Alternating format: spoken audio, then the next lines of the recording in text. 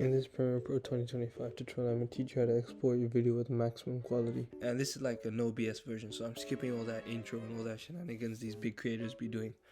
So basically, you have your video here, and you want to export it even though it's not going to get any views. So you head over to this video part here, you click on it, and then you can see all these basic video settings, right? You can see match source as well. You want to make sure the frame rate box is ticked. If the frame rates don't match the video will come out all black and fuzzy and weird. Okay, so you want to make sure that's ticked.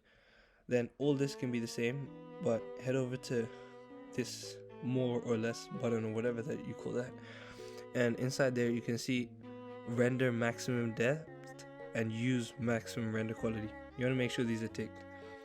Then head over to time, whatever it says, interpol, and then see frame sampling. That's not good. We want it to be optical flow.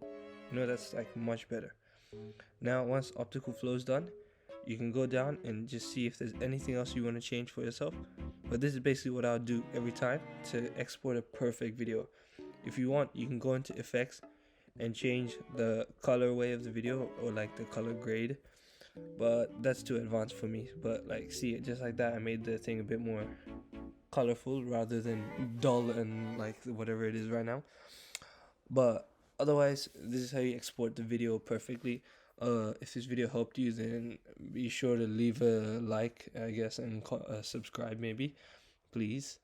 And check out my Patreon in the description. You can find a bunch of presets that I've made. And yeah, thanks for watching, I guess. You're welcome.